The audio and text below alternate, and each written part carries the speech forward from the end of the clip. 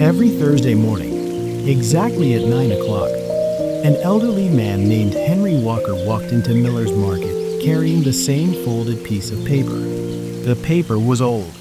Its edges were worn and slightly torn. The handwriting had faded over time, yet Henry never replaced it. For 12 years, he had brought the same grocery list to the store. Every single week, the employees noticed. Customers noticed. Eventually, everyone in the small town of Greenfield knew about the old man with the ancient shopping list. Most assumed it was simply a habit, a harmless routine developed through age. The truth was something entirely different. Henry was 81 years old. He lived alone in a small yellow house at the end of Birch Street. His children lived in different states. His grandchildren visited whenever they could. The house was quiet most days. Too quiet. Yet there was a time when it had been filled with noise, laughter, and the smell of home-cooked meals. For 53 years, Henry had been married to a woman named Alice. She was the kind of person who remembered birthdays, baked cookies for neighbors, and somehow knew exactly what to say when someone was having a difficult day. Where Henry was quiet, Alice was outgoing. Where Henry worried, Alice remained optimistic.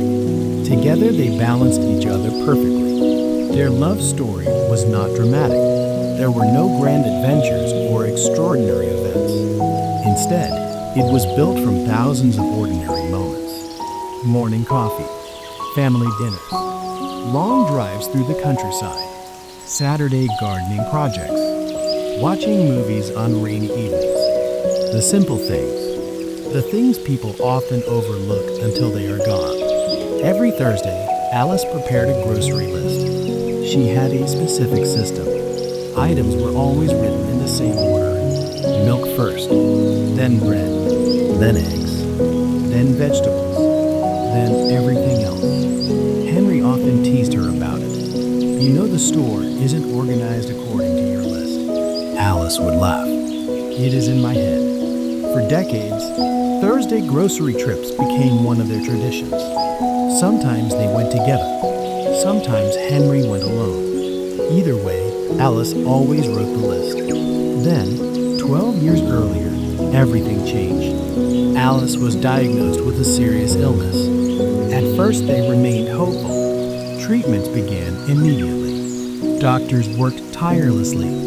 Family members offered support. Yet despite everyone's efforts, her condition worsened. One afternoon, while sitting at the kitchen table, Alice began writing another grocery list.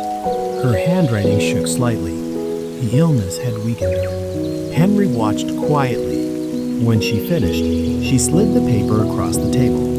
You'll need this. He smiled. For Thursday? She nodded. Then, after a brief pause, she added softly, and maybe after that. The words stayed with him. A few weeks later, Alice passed away peacefully. The grief was overwhelming. For months, Henry moved through life in a haze. Simple tasks became difficult. Every room reminded him of her. Every routine felt incomplete. One Thursday morning, he opened a kitchen drawer. Inside lay the final grocery list Alice had written. He stared at it for a long time. Then he folded it carefully and placed it in his pocket. An hour later, he walked into Miller's Market. The experience felt strange, painful, yet comforting. The list guided him through the store exactly as Alice once had. Milk, bread, eggs, vegetables, everything in its place. When he returned home, he placed the list back in the drawer. The following week, he used it again, and the week after that. Eventually, it became a tradition, not because he needed help remembering groceries, because it made him feel connected to Alice. Years passed. The list grew older. The paper became fragile. The ink faded further, yet Henry continued carrying it. One Thursday morning, a young cashier named Emma noticed him carefully unfolding the paper. That list must be important. Henry smiled. It is. Emma hesitated. Then she asked, "Why don't you make a new one?" For a moment, Henry looked at the handwriting. this one reminds me of someone. Emma didn't ask further questions, but the conversation stayed with her. A few weeks later, she found herself helping Henry carry groceries to his car. As they loaded bags into the trunk, she noticed a photograph resting on the dashboard. It showed a smiling woman standing beside a garden. Alice. Henry noticed her looking. "That's my wife." Emma smiled. "She looks kind." She was. Something in his voice revealed the rest of the story. From that day forward, Emma made a point of speaking with Henry whenever he visited. Their conversations grew longer over time. He shared stories about Alice, about family vacations, about raising children, about ordinary moments that had become treasured memories. Emma listened carefully. Like many young adults, she often rushed through life. Work, bills, Deadlines, plans. Listening to Henry changed something. His stories reminded her how quickly time passes. One autumn afternoon, after closing the store, Emma visited her grandmother. They hadn't spoken in several weeks. Life had been busy. As they sat together drinking tea, Emma found herself appreciating the moment more than usual. She later realized why. Henry's stories had taught her not to assume there would always be another opportunity, another visit, another conversation, another tomorrow. Years continued passing. Henry grew older. His walks became slower. His hearing weakened. Yet every Thursday, he still arrived at Miller's Market carrying the same folded paper. Then one winter morning, he didn't appear. Employees noticed immediately. Customers asked questions. The following week, he was absent again. Concern spread quickly. Emma eventually learned that Henry had been hospitalized. His health had declined significantly. Several weeks later, she decided to visit. Henry looked tired but happy to see her. During their conversation, he reached into his pocket. The grocery list remained there, folded neatly, protected carefully. Even now, Emma smiled. "You still carry it?" Henry nodded. "Of course." He unfolded the paper slowly. The handwriting was barely visible, yet his eyes brightened immediately. "It feels like she's still talking to me." Emma struggled to hold back tears. A month later, Henry passed away peacefully. The town mourned. Although he had never been famous, countless people attended his memorial service. Friends, neighbors, store employees, former classmates of his children, people whose lives had been touched by his kindness. During the service, his grandson shared a story. He held up a small laminated card, the grocery list, preserved permanently. On the back, Henry had written a note shortly before his death. The list was never about groceries. It was about love. Don't wait until someone is gone to appreciate the ordinary days you share with them. Many people wiped away tears. Emma certainly did. Years later, the laminated list remained framed inside Miller's Market near the entrance. New employees often asked about it. Customers occasionally stopped to read the note. The story continued spreading, not because it was dramatic, not because it was extraordinary, but because it contained a truth everyone understood. Life is often measured in ordinary moments. Shopping trips, conversations, shared meals, simple routines. We rarely realize their value while they are happening. Only later do we understand that those ordinary moments were actually the most important parts of all. And every Thursday morning, when sunlight streamed through the windows of Miller's Market, the faded grocery list quietly reminded everyone of that truth. On a quiet street in the town of Maplewood stood a small photography studio called Bright Memories. The building was old, with large front windows and a faded sign that had hung above the door for nearly 40 years. Inside, hundreds of framed photographs covered the walls. Wedding portraits, graduation pictures, family gatherings, birthday celebrations, images of ordinary people living ordinary lives. The owner of the studio was a 75-year-old photographer named Daniel Harper. For most of his life, Daniel had carried a camera. He photographed almost everything: sunrises, children playing in parks, couples holding hands, elderly friends sharing coffee. He believed every photograph captured something more than an image. It captured a moment that would never exist again.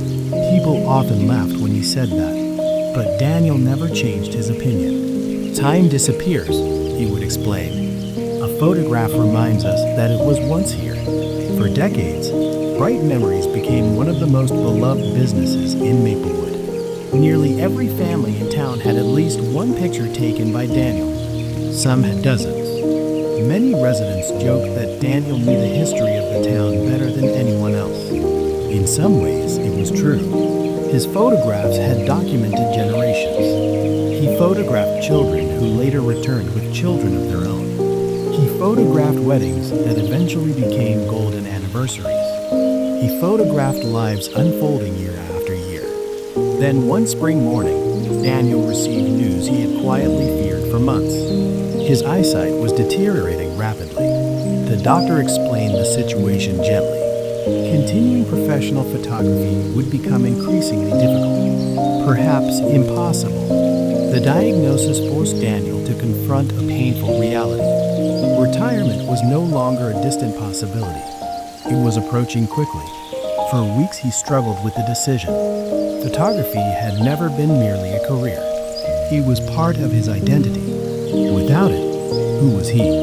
Eventually he announced that Bright Memories would close at the end of the year. The news spread throughout Maplewood. Many residents were saddened. Some were shocked. Others simply couldn't imagine the town without Daniel and his camera. As the final months passed, customers visited more frequently. Some wanted one last portrait. Others simply wanted to thank him. Stories filled the studio daily. People shared memories attached to photographs Daniel had taken years earlier. A wedding picture, a family reunion, a graduation portrait. Each image represented a chapter of someone's life. One afternoon, while organizing old negatives, Daniel discovered a photograph he didn't recognize. The picture showed a little girl sitting alone on a park bench. She appeared to be around 7 years old. Her hair was tied into 2 small braids. She held a book in her lap and smiled directly at the camera. The photograph was beautiful, yet Daniel couldn't remember taking it. Curious, he searched through old records. The date on the negative revealed that the image had been captured nearly 30 years earlier. Still, no memory surfaced. He placed the photograph aside and continued working. Several days later, a woman entered the studio carrying a small box. She appeared to be in her late 30s. Her expression suggested nervousness. "Mr. Harper?" Daniel looked up. Yes. She smiled. "My name is Rachel." The name meant nothing to him, at least initially. "I was hoping to thank you." Daniel looked confused. For what? Rachel opened the box. Inside were dozens of photographs, all taken by him. Family portraits, school pictures, birthday celebrations. Then she removed one final image, the little girl on the park bench, the same photograph he had discovered days earlier. Daniel stared at it, then at Rachel. Suddenly he understood. "That's you." Rachel nodded. For several moments neither spoke. Finally Daniel asked the obvious question. "How did this happen?" Rachel sat down. Then she told her story. 30 years earlier, Rachel had experienced a difficult childhood. Her father left when she was very young. Her mother worked multiple jobs. Money was scarce. Life felt uncertain. One afternoon, after a particularly difficult day at school, Rachel sat alone in the park reading.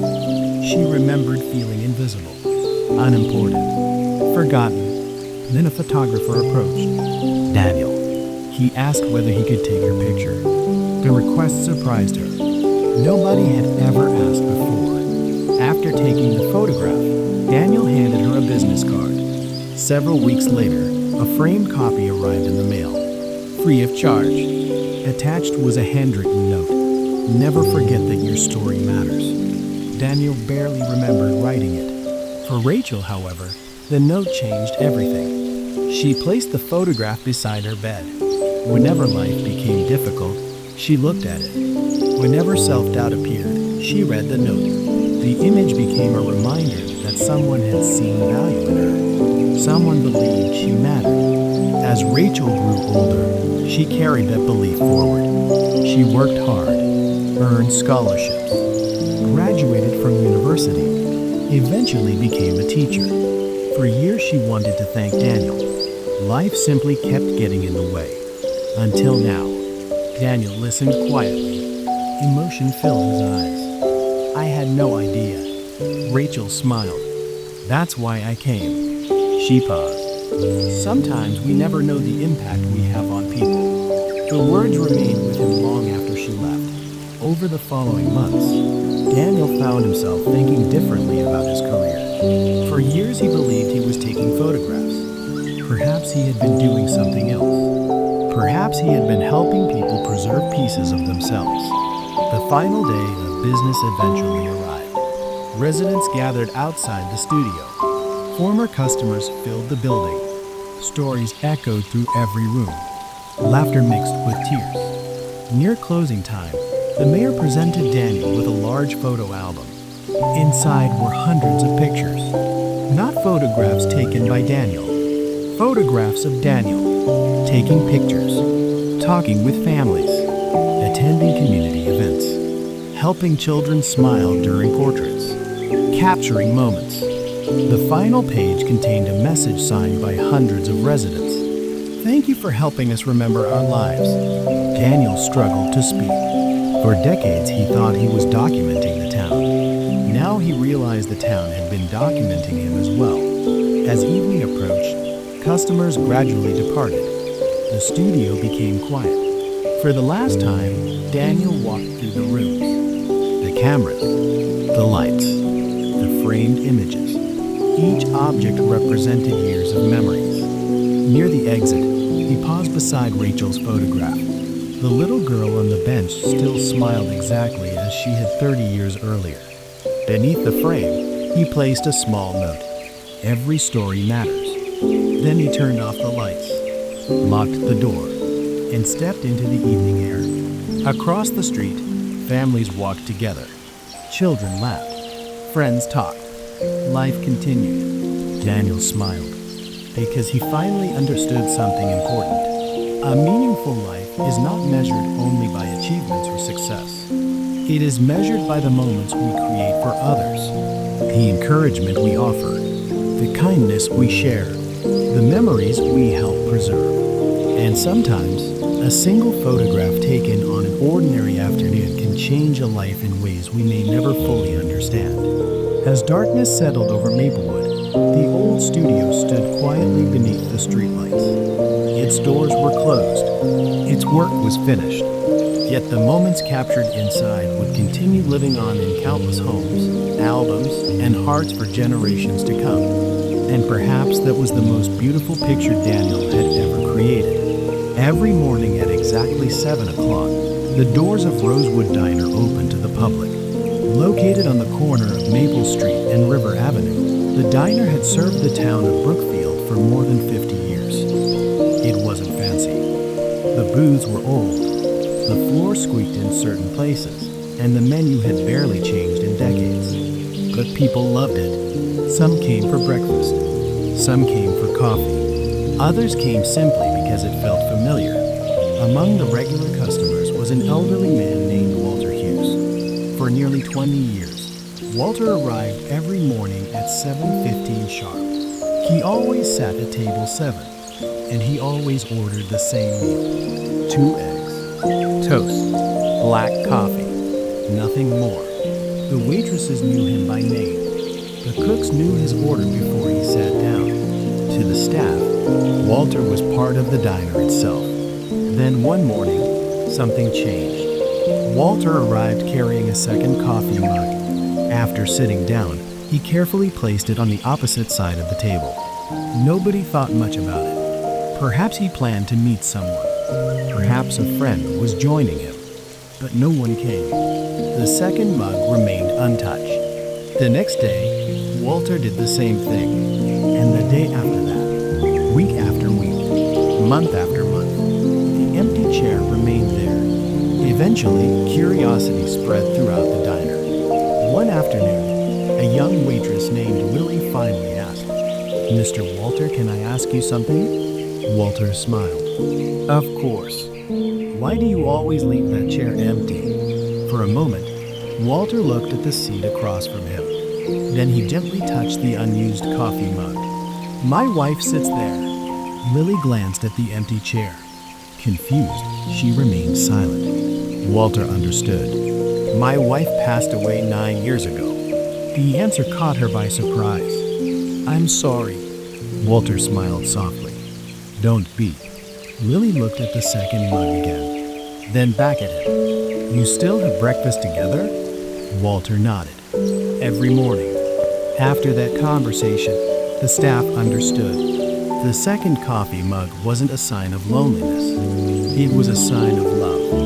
Walter and his wife, Eleanor, had visited Rosewood Diner nearly every morning for 43 years. When they were young, they couldn't afford expensive dates. Breakfast at the diner became their tradition. They celebrated promotions there, anniversaries, birthdays, even difficult conversations happened at table 7.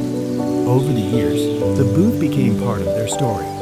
When Eleanor became ill later in life, the diner remained one of the few places she still wanted to visit. Even when walking became difficult, Walter brought her there. The staff often helped her into the booth. Nobody minded. By then, she was family. One winter morning, shortly before her passing, Eleanor sat quietly holding Walter's hand. Outside, snow covered the streets. Inside, the smell of coffee filled the air. She smiled at him. "Promise me something." Walter immediately knew the tone. He hated that tone. "What is it?" "Keep coming here." He shook his head. "Eleanor, promise me." His eyes filled with tears. Finally, he nodded. "I promise." A few weeks later, she was gone. The first morning afterward, Walter nearly stayed home. The grief felt unbearable. Everything reminded him of her. The silence in the house was overwhelming. Then he remembered his promise. So he drove to the diner. He sat at table 7, and for the first time in 43 years, the seat across from him was empty. It hurt more than he expected. The next day, he returned. Then the next. Then the next. Eventually, he began bringing the second mug.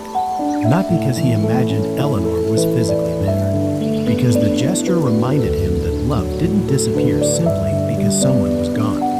Years passed. The routine continued. The staff grew accustomed to the second mug. New employees learned about it during training. "Don't remove the extra cup." Why? "Because that's Mrs. Eleanor's seat." Strangely, nobody questioned it. It simply became part of the diner. Then one autumn morning, a young woman entered carrying a crying toddler. She looked exhausted. Dark circles surrounded her eyes. The child refused to sit still. Several customers appeared annoyed. Walter noticed immediately. After a few minutes, he stood up and approached. "Would you like some help?" The woman looked embarrassed. "I'm sorry. He's been difficult all morning." Walter smiled. They usually are. The little boy stared at him curiously. Within minutes, Walter had the child laughing. The mother finally relaxed. Before leaving, she thanked him. "I really needed that." Walter nodded. We all need help sometimes. From that day forward, the woman became a regular customer. Then another person began talking with Walter. Then another. Soon, Table 7 became a gathering place. Students sought advice. Widowers shared stories. Young parents discussed challenges. Walter listened patiently. He never claimed to have all the answers. Yet people valued his perspective, perhaps because he understood something many others didn't: how precious ordinary days truly are. One spring afternoon, Lily asked him another question. "Do you still miss her?" Walter laughed softly. "Every day." Does it get easier? He looked out the window. For a long moment he thought carefully. Finally he answered. The sadness becomes smaller. And then? The gratitude becomes bigger. The words spread throughout the diner. People repeated them often. Years later, they would still remember that sentence. Eventually, Walter reached 90 years old. His movements slowed considerably. Walking became difficult, yet he never missed breakfast. Until one Monday morning, the staff noticed immediately. No Walter, no second coffee mug, no table 7. Concern spread quickly. The following day remained the same, and the day after that. Then the news arrived. Walter had passed away peacefully in his sleep. The diner felt strangely empty. Customers spoke quietly. Several employees cried. For the first time in years, table 7 sat completely vacant. The owner considered removing the extra mug. Nobody could bring themselves to do it. A week later, something unexpected happened. One customer placed flowers beside the empty seat. The next day, another left a handwritten note. Then photographs appeared. Letters. Memories. Stories. People shared how Walter had helped them through difficult times. A young teacher credited him with giving her confidence. A widower said Walter helped him survive grief. Several parents described his kindness toward their children. The collection grew larger every day. Eventually, the diner owner framed a photograph of Walter and Eleanor. It was placed permanently above table 7. Beneath it was a small plaque. It read, "Reserved for Walter and Eleanor Hughes. Thank you for reminding us that love continues long after goodbye." Years passed. The diner changed. Employees came and went. Customers moved away. Children grew into adults. Yet table 7 remained. People still sat there occasionally. They still noticed the photograph. They still read the plaque. And many left thinking about the people they loved. Because Walter's greatest lesson wasn't about grief. It wasn't about loss. It wasn't even about breakfast. It was about appreciating ordinary moments before they become memories. A shared cup of coffee, a conversation, a laugh, a quiet morning together. Those moments often seem small while they are happening, yet one day they become the memories we treasure most. And every morning, as sunlight streamed through the windows of Rosewood Diner, the empty chair at table 7 quietly reminded everyone of that truth. At the end of Willow Lane stood an old house with a bright blue door. The house was not large. Its paint had faded over the years, and the wooden fence surrounding the yard leaned slightly to one side. The roof needed repairs, and the garden was often overgrown with wildflowers. Yet everyone in the town of Cedar Grove knew the house. Not because it was beautiful, not because it was expensive, but because of the woman who lived there. Her name was Evelyn Parker. For more than 40 years, Evelyn lived alone in the house with the blue door. Children walking home from school waved to her. Neighbors stopped to chat when passing by. Delivery drivers knew her by name. She seemed to know everyone. And somehow, everyone seemed to know her. What most people didn't know was that Evelyn had not always planned to stay in Cedar Grove. When she was young, she dreamed of traveling the world. She wanted to see famous cities, visit distant countries, and experience adventures far beyond her small hometown. Life, however, had different plans. At 22, she married a carpenter named Thomas Parker. Thomas was kind, hardworking, and endlessly optimistic. He could repair almost anything. Broken furniture, leaky roofs, old bicycles. People often joked that Thomas could fix problems before they even happened. Together they purchased the small house on Willow Lane. The blue door was Thomas's idea. Everyone else suggested white, brown, or gray. Thomas insisted on blue. "Life is too short for boring doors," he would say. Evelyn laughed every time. Years passed. The couple never became wealthy. They never traveled around the world. They never owned a large home. But they built something they considered far more valuable. A life. A house filled with memories. birthday parties, family dinners, holiday celebrations, late-night conversations in the kitchen, quiet mornings drinking coffee on the porch. Their two children, Michael and Sarah, grew up there. The walls witnessed laughter, arguments, successes, disappointments, and countless ordinary moments that eventually became treasured memories. Then, one autumn afternoon, everything changed. Thomas suffered a heart attack while working in a neighbor's garage. Despite emergency treatment, he passed away later that evening. The loss devastated Evelyn. For weeks she wandered through the house feeling lost. Every room reminded her of him. His tools remained in the workshop.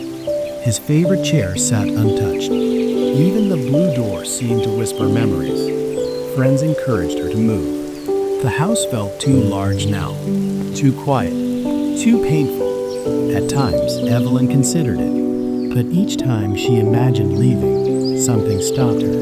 The house represented more than wood and bricks. It contained decades of life.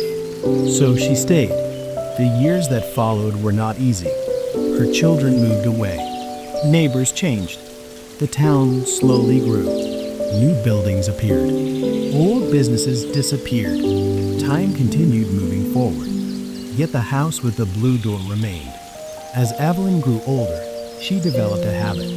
Every Sunday afternoon, she baked extra food. Sometimes pies, sometimes bread, sometimes casseroles.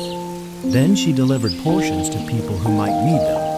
A widow living alone, a family facing financial difficulties, an elderly neighbor recovering from surgery. She never expected anything in return.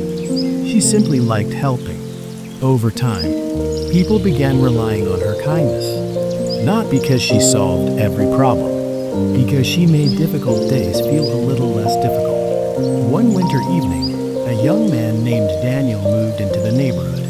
Recently divorced and struggling emotionally, he rented a small apartment nearby. He knew nobody in Cedar Grove. Most evenings he returned home from work and sat alone. One snowy night, someone knocked on his door. To his surprise, Evelyn stood outside holding a pie. "I thought you might be hungry." Daniel was confused. "We've never met." Evelyn smiled. "That's easily fixed." The simple gesture changed everything. Over the following months, Daniel became one of Evelyn's closest friends. He helped with repairs around the house. She shared stories about life. Their friendship eventually inspired Daniel to reconnect with people instead of isolating himself. Years later, he would describe that pie as one of the most important gifts he had ever received. The pattern repeated countless times. A teenager struggling with confidence, a family dealing with loss, a newcomer feeling lonely. Somehow Evelyn always seemed to appear at the right moment, usually carrying food, always carrying kindness. Then, shortly after her 85th birthday, Evelyn received difficult news. Her health was declining. Doctors recommended moving into assisted living. The idea broke her heart. Leaving the house felt unimaginable, especially leaving the blue door. Word spread quickly throughout Cedar Grove. People worried. Many couldn't imagine Willow Lane without Evelyn. One Saturday morning, dozens of residents gathered outside her house. Evelyn looked through the window and stared in confusion. Families, children, former neighbors, friends, even people she barely remembered helping years earlier. Everyone stood in her front yard. Daniel stepped forward. "We need to show you something." Curious, Evelyn walked outside. What she saw left her speechless. The crowd parted. Across the street stood a large wooden structure covered by a cloth. Daniel removed the cover. Beneath it stood a beautiful mural. Painted across its surface were dozens of scenes from Cedar Grove's history. Children playing, families celebrating, neighbors helping neighbors. And at the center of the mural stood a small house with a bright blue door. Tears filled Evelyn's eyes immediately. Below the painting was a simple message. Home is not a place. Home is a person who makes others feel they belong. For several moments, nobody spoke. Many people were crying, including Evelyn. One by one, residents shared stories. A young mother described receiving food after her husband lost his job. An elderly man recalled Evelyn visiting him every week after his wife died. A teacher explained how her encouragement helped him through difficult years. The stories continued for nearly 2 hours. Some were small, others were life-changing, yet all shared the same theme. Evelyn had made people feel less alone. That evening, after everyone left, she sat quietly on her porch. The sun slowly disappeared behind the horizon. The familiar blue door stood behind her. For a long time, she simply watched the sky. Then she thought about Thomas, about the life they built together, about the dreams they never achieved. And suddenly she realized something. They never traveled the world. They never became wealthy. They never lived extraordinary lives. Yet somehow, through simple acts of kindness, they had left something meaningful behind. They had created a home, not just for themselves, for an entire community. Several months later, Evelyn moved into a comfortable assisted living residence. The decision was difficult, but she carried peace with her. Before leaving, she made one final request. The blue door should remain exactly as it was. The new owners agreed. Today, years later, the house still stands at the end of Willow Lane. The paint has been refreshed. The garden is beautiful again, and the blue door remains. Children still ask about it. Parents still tell the story. New residents learn why it matters. Because the house was never famous for its size, or its value, or its appearance. It became special because of the life lived inside it. A life built from kindness, generosity, and ordinary moments shared with others. And every time someone walks past the blue door, they are reminded of a simple truth. The greatest legacy we leave behind is not what we own. It is how we make people feel. Every morning before sunrise, the streets of the small town of Fairview were quiet. The shops remained closed, the sidewalks were empty, and only a few porch lights glowed in the darkness. At that hour, most people were still asleep, but not Arthur Collins. At 76 years old, Arthur woke up every day at 5 o'clock, brewed a cup of coffee, and stepped into his garage. There, leaning against the wall, stood an old blue bicycle. The paint was chipped. The metal frame showed signs of rust. The leather seat had been repaired countless times. To most people, it looked like junk. To Arthur, it was the most valuable thing he owned. For nearly 60 years, he had kept that bicycle. Friends often asked why. His children suggested replacing it. His grandchildren joked that it belonged in a museum. Arthur always smiled and gave the same answer. Because this bicycle changed my life. Most people assumed he was exaggerating. He wasn't. The story began in the summer of 1968. Arthur was 16 years old and living with his parents in a tiny house on the edge of town. Money was scarce. His father worked long hours at a factory. His mother cleaned offices at night. They worked hard, yet every dollar seemed to disappear as quickly as it arrived. Arthur wanted to help. Every afternoon after school, he searched for odd jobs, mowing lawns, washing cars, carrying groceries, anything that earned a few dollars. One hot July afternoon, while walking home, he noticed an old bicycle lying beside a trash pile. The frame was bent. One tire was flat. The chain barely moved. Most people saw garbage. Arthur saw opportunity. He dragged it home. His father laughed when he saw it. You plan to ride that thing. Eventually, it looks ready for the scrapyard.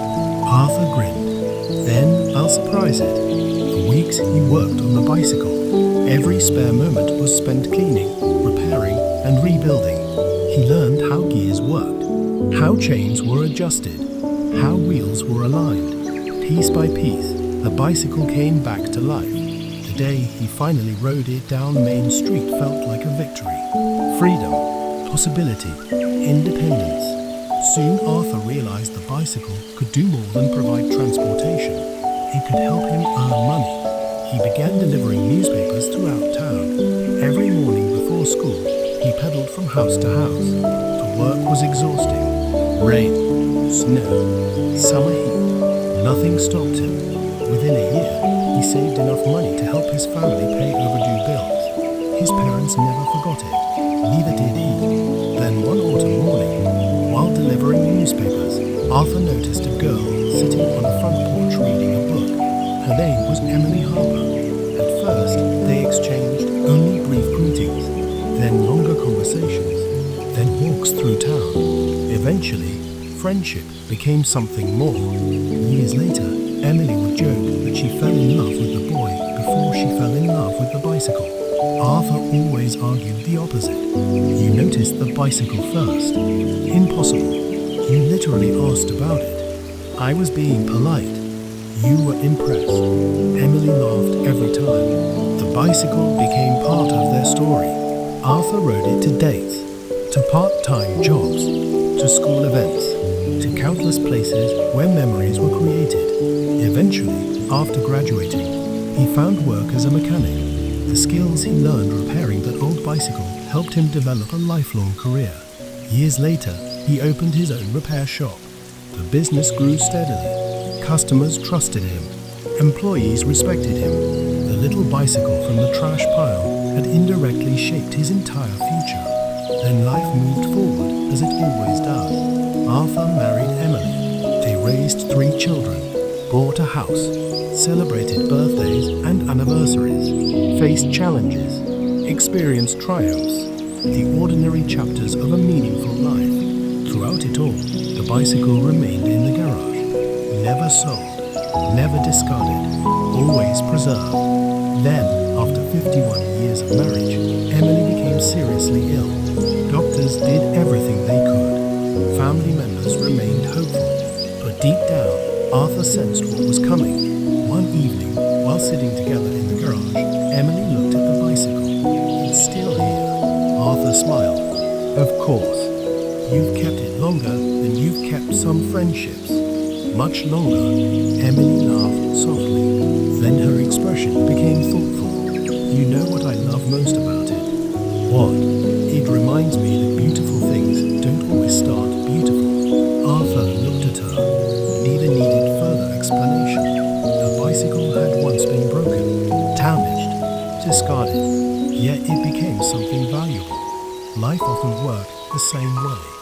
Several months later, Emily passed away peacefully. The loss shattered Arthur. For weeks he barely left the house. The world seemed quieter, smaller, empty.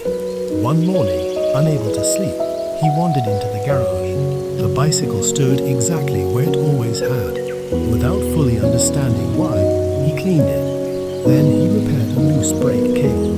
Then he polished the frame. Hours passed. For the first time since Emily's death, he felt calm. The bicycle reminded him of beginnings, of hope, of perseverance, of everything they built together. Gradually, Arthur returned to life, not because the grief disappeared, because he learned to carry it. Years later, a teenage boy named Noah moved into the neighborhood. His family struggled financially. His confidence was low. His future felt uncertain. One afternoon, Arthur noticed him staring through the garage door. You like bicycles? Noah shrugged. I guess. Arthur pointed toward the old blue bike. Want to hear a story? The boy nodded. For nearly an hour, Arthur explained its history. The repairs, the newspaper route, meeting Emily, building a career, creating a family. When he finished, Noah remained silent. Then he asked, You did all that because of that bicycle? Arthur smiled. Not because of the bicycle. Then because of what? Arthur thought carefully. Because I didn't give up on something everyone else had given up on. The words stayed with Noah. Over the following months, he began helping Arthur in the garage, learning repairs, learning patience, learning confidence. Eventually, he discovered a passion for engineering. Years later, he earned a scholarship to university. Before leaving, he visited Arthur one final time. You changed my life. Arthur laughed. No. He pointed toward the bicycle. That thing started the conversation. Years passed. Arthur grew older. His steps became slower, his hands less steady, yet every morning he still visited the garage, still looked at the bicycle, still smiled. Then, shortly before his 85th birthday, the town organized a community celebration in his honor. Former customers attended, neighbors gathered, family members traveled from across the country. During the event, Noah, now a successful engineer, gave a speech. At the end, he unveiled a plaque. Mounted beside the bicycle, the inscription read, "Never underestimate the value of second chances. Sometimes the things the world throws away become the things that change lives." The crowd applauded. Arthur wiped away tears, not because of the plaque, not because of the attention, because he realized something important. The bicycle had never truly been about transportation. It represented possibility. It represented resilience. It represented the idea that broken things can still become beautiful. As the sun began setting that evening, Arthur sat quietly in his garage. The old blue bicycle stood nearby. Its paint remained chipped. Its frame remained imperfect.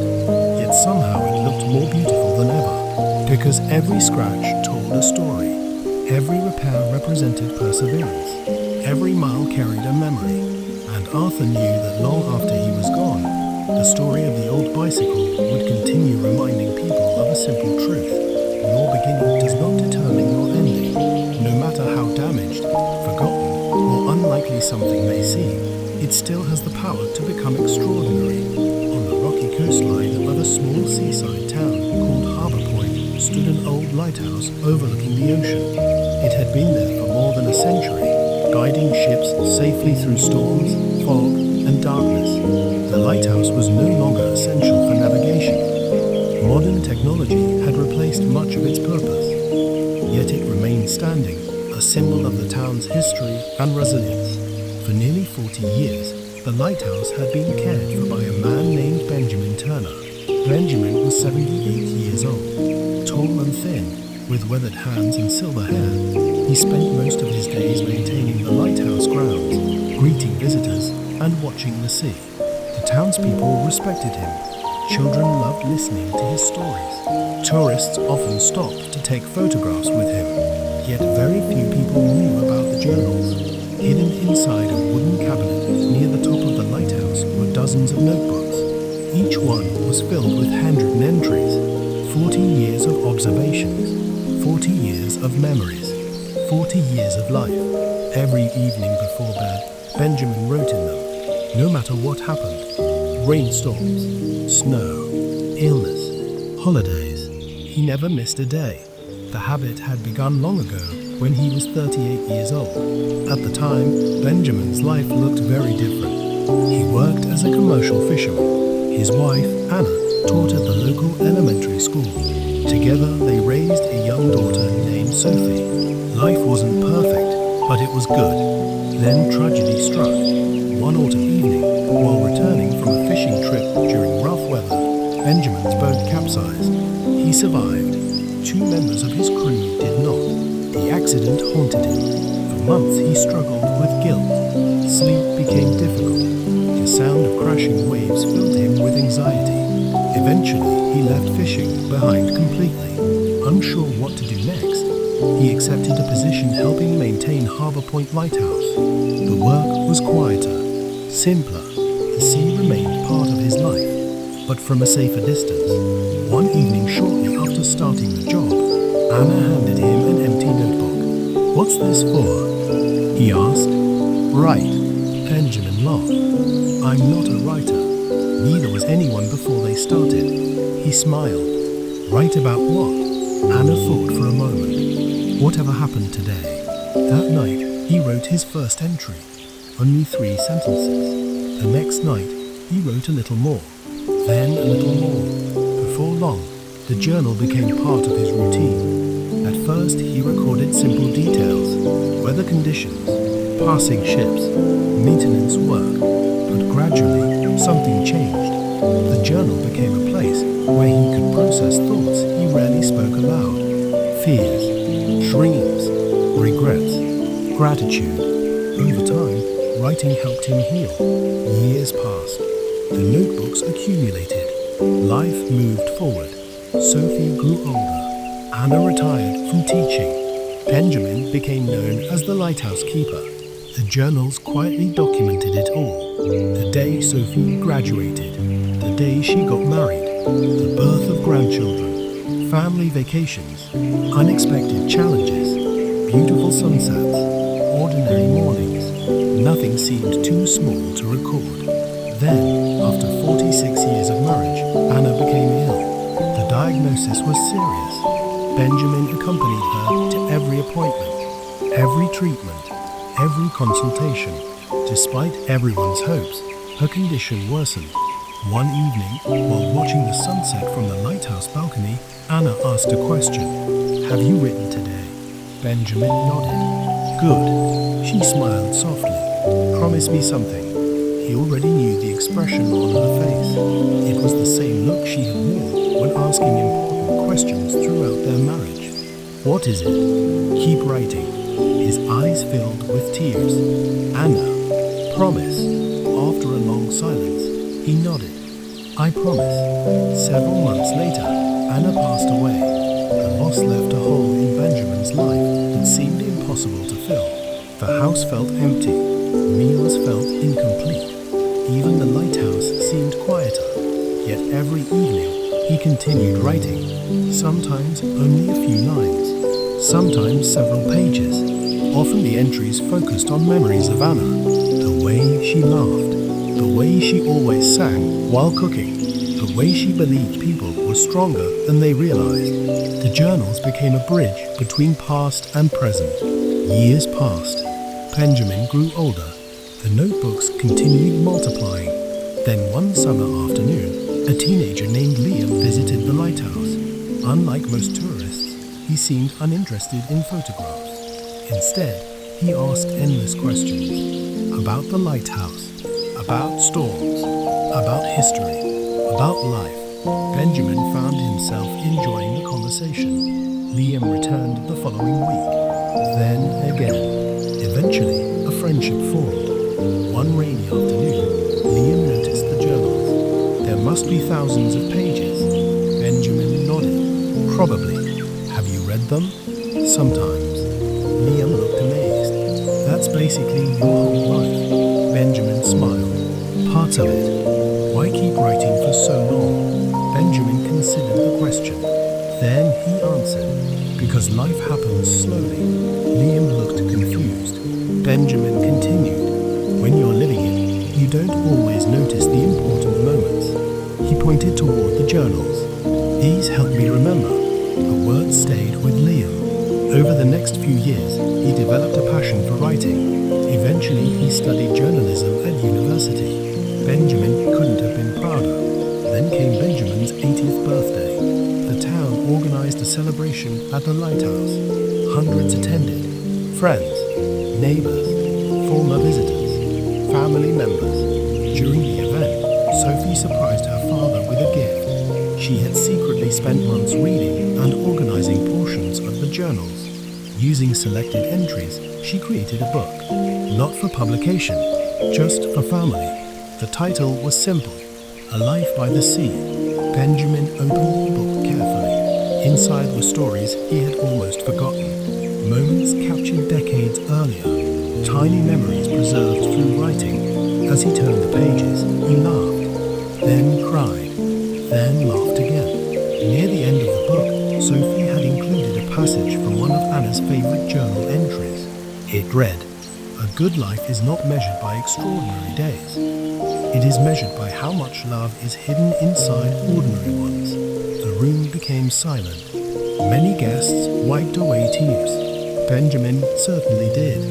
Later that evening, after everyone left, he climbed the lighthouse stairs alone. The sun was setting. The ocean stretched endlessly toward the horizon. Waves rolled gently against the shore. He sat at his desk and opened the latest journal. Then he began writing. The date, the weather, the celebration, the people who attended, the memories shared. Before finishing, he added one final sentence. "Today reminded me that the small moments were never small. He closed the notebook and looked out toward the sea. The lighthouse beam slowly rotated through the darkness. Ships moved in the distance. Life continued, and Benjamin smiled, because after 40 years of writing, he had learned something important. Most people spend their lives waiting for extraordinary moments, but the true treasures are usually found elsewhere, in conversations, in friendships, in family dinners, in promises kept, in sunsets watched with someone you love. The journals had never really been about recording history. They were about recognizing the beauty already present in everyday life. And somewhere far below, the waves continued meeting the shore, just as they always had, carrying that lesson into another quiet evening by the sea. On the corner of Pine Street and Oak Avenue stood a tiny shoe repair shop called Martinez Shoe Repair. The sign above the door was faded, the windows were old, and the building looked as though it belonged to another era. Most people barely noticed it. New stores had opened nearby over the years. Large shopping centers sold brand new shoes for low prices. Few people bothered repairing old ones anymore. Yet every morning at exactly 6:30, 79-year-old Carlos Martinez unlocked the door and began another day of work. For 55 years, he had repaired shoes, leather boots, dress shoes, work boots, children's sneakers. If someone could walk in them, Carlos could probably fix them. His hands were rough from decades of labor. His eyesight wasn't as sharp as it once had been, but his craftsmanship remained remarkable. Many customers wondered why he continued working at his age. He certainly didn't need the money. His shop was paid off. His children were successful. Retirement would have been easy. Whenever someone asked, Carlos simply smiled, because people don't bring me shoes. The answer confused everyone. Then he would add, they bring me stories. Most laughed politely. Few understood what he meant. Carlos did. Every pair of shoes that entered his shop carried a history. A construction worker's boots showed years of hard labor. A child's sneakers revealed countless afternoons spent running and playing. Wedding shoes held memories of one unforgettable day. Travel boots carried scratches from adventures in distant places. To Carlos, worn-out shoes were like biographies. If you looked closely enough, they told stories. The lesson came from his father. Carlos grew up in the apartment above the shop. His father, Miguel Martinez, owned the business before him. As a boy, Carlos spent hours watching customers arrive. One evening, he asked his father a simple question. Why do people keep old shoes? Miguel smiled. Because some things become part of us. Young Carlos didn't understand. Years later, he would. At 23, Carlos married a woman named Isabella. She worked at the town library. She loved books. He loved fixing things. Their personalities couldn't have been more different. Yet somehow they fit together perfectly. For nearly 50 years, they built a life side by side. Every morning, Isabella walked to work wearing the same brown leather shoes. Every evening, she returned home wearing them. When the soles wore out, Carlos repaired them. When the stitching loosened, Carlos repaired it. Year after year, the shoes became a running joke in their family. Their children begged her to buy new ones. She refused. These are comfortable. Carlos always laughed. The shoes survived decades. Then, shortly after their 48th wedding anniversary, Isabella became ill. At first, the symptoms seemed minor. Then doctors discovered something far more serious. The following year was filled with appointments, treatments, and uncertainty. Through it all, Isabella remained surprisingly calm. One afternoon, while sitting together in the shop, she looked down at her old brown shoes. They've lasted a long time. Carlos smiled. So have we. She reached for his hand. Promise me something. His heart sank. He hated promises that began that way. What is it? When they're finally beyond repair. She paused. Don't throw them away. Several months later, Isabella passed away. The loss shattered Carlos. For weeks, he wandered through life in a fog. The shop felt quieter. The apartment felt emptier. Even ordinary mornings felt wrong.